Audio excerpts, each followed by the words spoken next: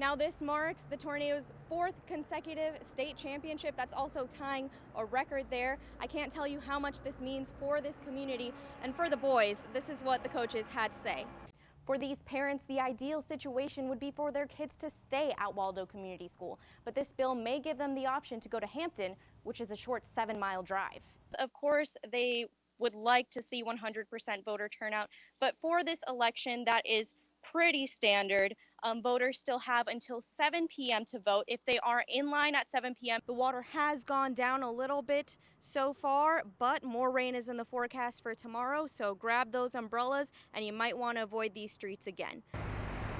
South Florida streets looking more like canals as day 2 of a flood watch continues. Trying to get home and yeah, it's just unbelievable. One area to avoid at all costs, West Kendall. Police closing down 122nd Avenue between 112th and 128th Streets after standing water forces people to abandon their cars and walk or be towed home. At one point, more than 50 cars all stranded on 120th Street at the same time. Yeah, I tried to cross the road, but my car didn't make it, so I just probably gonna leave the car right here and walk home. And just up the road, a rescue that saved a woman's life. I was pinned between the steering wheel and the seat, and my leg was wedged in there. I couldn't get out. Sandra unknowingly drove into a flooded street with her elderly mother in the car when they got stuck. As you can see right behind me, there's water up to the door of this car. When that water started getting into the car, that's when these women started to panic. We're just standing there, we're like, you know what, we gotta help these people out. They're there, the car shut off. Pastor Diego Huiga saw the pair struggling and decided to spring into action. The rescue all caught on video. I was very lucky, very lucky. Ahoy, mateys! While other residents finding more creative ways to get around. We had to do a beer run, so. So really the best thing to do in this situation is to avoid the area altogether. We just spoke to some officials and they said anywhere between 300 and 400 cars were towed from the area. The water has gone down a little bit so far, but more rain is in the forecast for tomorrow, so grab those umbrellas and you might want to avoid these streets again. Samantha Sosa, 7 News.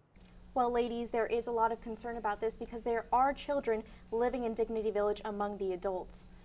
As of right now, Dignity Village isn't constantly watched, but police officers say that may change soon.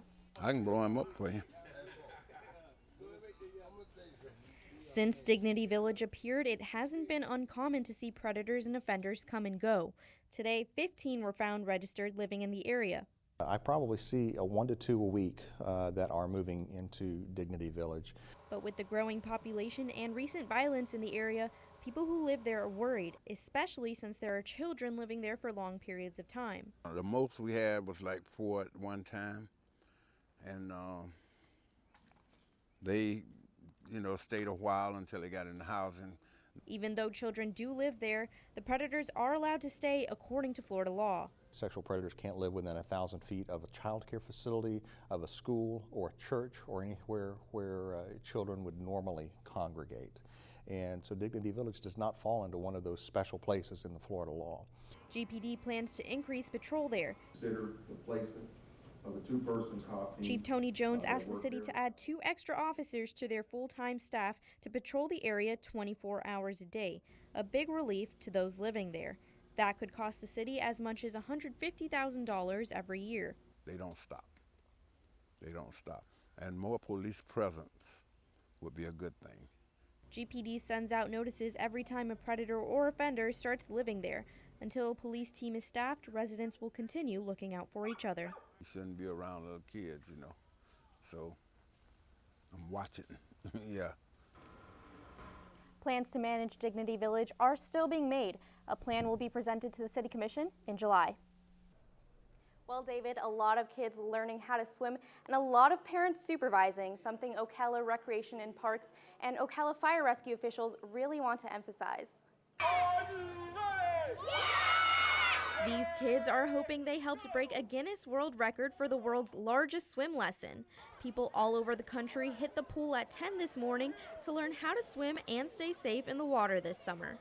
And this is all about safety in and around an aquatic environment and sharing with everyone that youth, adults, and all need swim lessons. Children learned swimming techniques today. To float on your back and on your front. All to prevent accidents. Drowning is the leading cause of unintentional deaths between ages 1 and 4, and Florida has the largest rate of drowning between ages 1 and 14. Fire rescue officials hope parents remember 3 important things. Make sure someone is always actively watching when a child is in a pool. A child should never be able to enter a pool area unaccompanied. Barriers should include child-proof locks on all doors, a pool fence with self-latching, self-closing gates, and door and pool alarms. Finally, parents need to know CPR so that valuable time is not wasted between the time a child is rescued from the pool and first responders arrive. Aside from that, the day was about having fun. They get to come out here with their friends. They're in a relaxed environment. They're in a zero-level entry pool, which allows them to walk right in, and they don't have to worry about jumping or being concerned because of the depth of the water. We still don't know if the record for the world's largest swim lesson was broken today, but Ocala Parks and Rec did reach their goal of increasing participation by 20% compared to last year's attempt. The previous Guinness World Record is 36,564 people learning how to swim at the same time. In a couple of weeks, we'll find out if a new record was set today. Back to you guys.